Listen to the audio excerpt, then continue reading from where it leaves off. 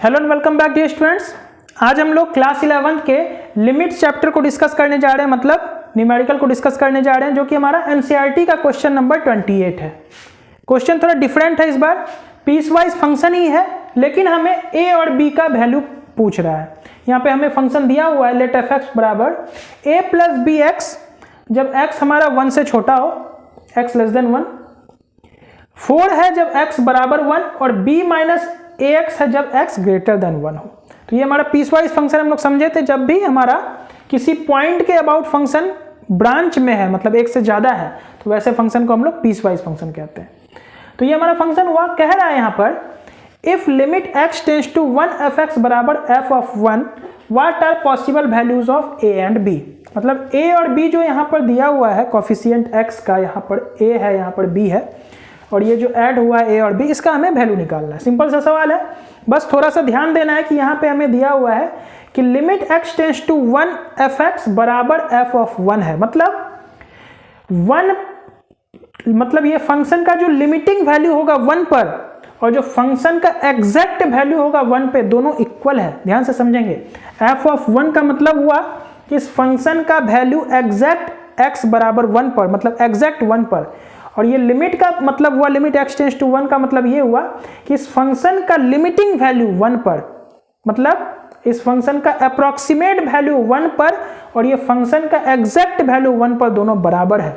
Limit का मतलब तो होता ही है अप्रोक्सीमेट वैल्यू, तो ये 1 पे लिमिटिंग वैल्यू और 1 पे एग्जैक्ट वैल्यू दोनों आपस में बराबर है, तो वैसे केस में हमें a और b का वैल्यू निकालना है। तो ये कंटिन्यूटी से मिलता जुलता सवाल है। कंटिन्यूटी में भी ऐसा ही होता है कि हम लोग लिमिटिंग वैल्यू और फंक्शन के वैल्यू को इक्वेट करते हैं, तो यहाँ भी हम लोग लिमिटिंग वैल्यू और फंक्शन के वैल्यू को इक्वेट करेंगे और a और b का वैल्यू निकालेंगे।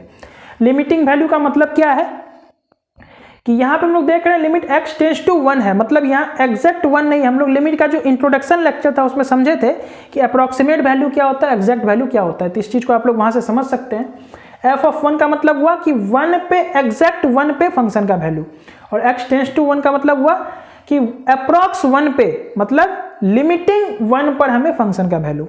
इस चीज को आप लोग वहां से भी थोड़ी डिटेल में समझ सकते हैं। तो आज हम लोग डायरेक्ट न्यूमेरिकल को सॉल्व करेंगे, तो हम लोग उतने डिटेल में नहीं जाएंगे कि अप्रॉक्सीमेट वैल्यू क्या होता है, लिमिट एग्जैक्ट वैल्यू क्या होता है। तो यहाँ पे अगर देखा जाए सिंपल सा शब्द में कि limit x tends to 1 of F X निकाल लेंगे और f ऑफ 1 निकाल लेंगे, दोनों को इक्वेट कर देंगे। तो यहाँ पर f ऑफ 1 तो हमें दिया हुआ है ही, फंक्शन का वैल्यू 1 पर हमें दिया हुआ है 4, x बराबर 1 पे फंक्शन का वैल्यू दिया हुआ है 4, तो f ऑफ 1 का वैल्यू तो 4 निकल गया, सिंपल। अब हमें 1 पर फंक्शन का लिमिटिंग वैल्यू निकालना है, मतलब limit x tends to 1 F X. हम लोग देख रहे हैं कि ये पीस वाइज फंक्शन है, मतलब 1 के लेफ्ट में फंक्शन दूसरा है, 1 के राइट में फंक्शन दूसरा है, तो यहाँ पे हमें लेफ्ट हैंड लिमिट और राइट हैंड लिमिट निकाल लेना होगा। Left hand limit right hand limit निकाल लेंगे, उसको हम लोग फंक्शन के वैल्यू से इक्वेट कर देंगे।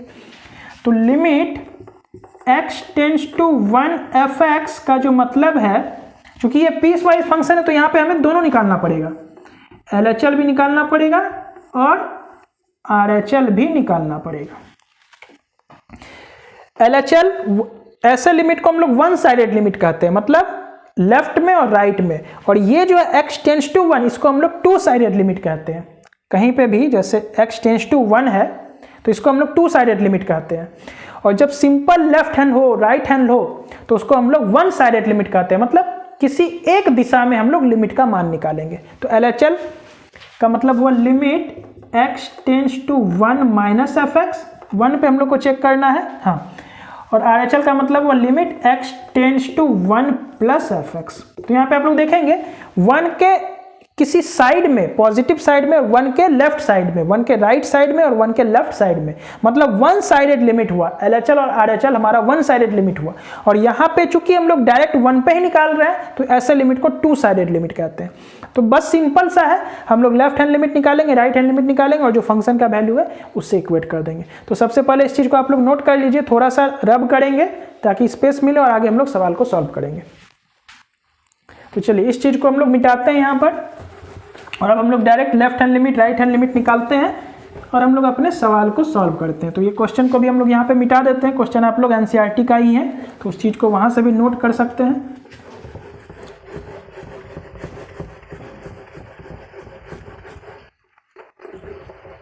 तो चलिए सबसे पहले हम लोग क्या करेंगे, लेफ्ट हैंड लिमिट निकालेंगे।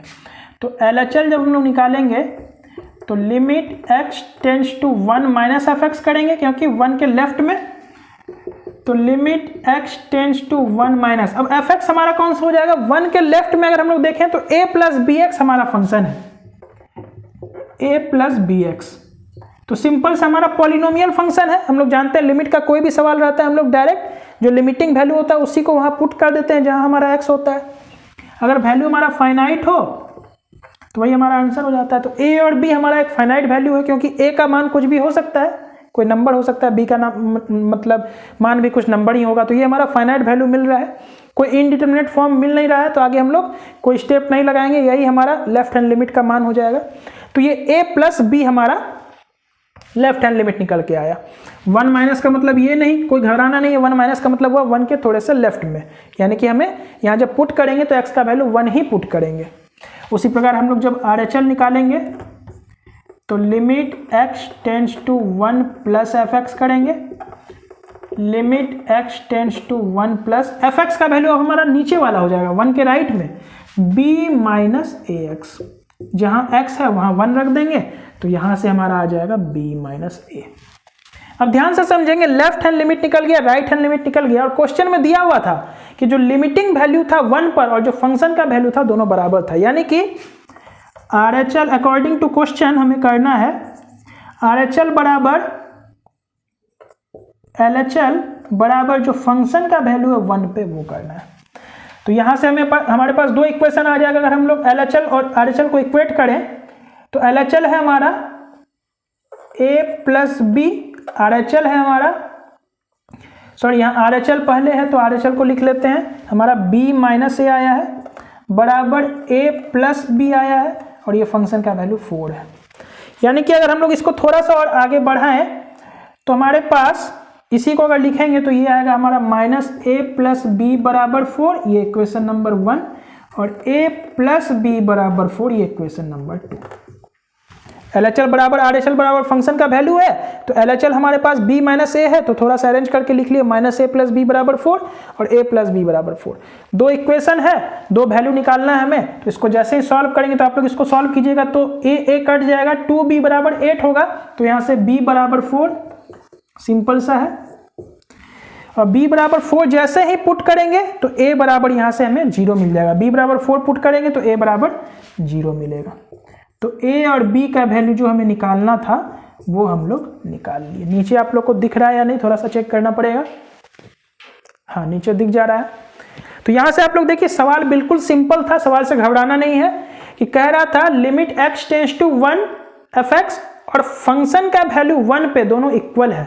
तो सिंपल सा केस था, पीस वाइज फंक्शन था, तो लेफ्ट हैंड राइट हैंड दोनों निकाल लिए, उसको हम लोग जो फंक्शन का वैल्यू था उससे इक्वेट कर दिए। दो इक्वेशन आया, दो अननोन था, तो हमारा सॉल्व करने के बाद यहाँ से जैसे ही सॉल्व करेंगे तो माइनस ए प्लस ए कट जाएगा, 2b बराबर 8 होगा तो b बराबर 4, जैसे b बराबर 4 किसी भी इक्वेशन में रखेंगे तो a बराबर हमारा 0 आंसर आ जाएगा। तो जो पॉसिबल वैल्यूज पूछ रहा था a और b का वो हमारा 0 और 4 होगा। तो आज का लेक्चर हमारा बस यहीं तक था। Thank you.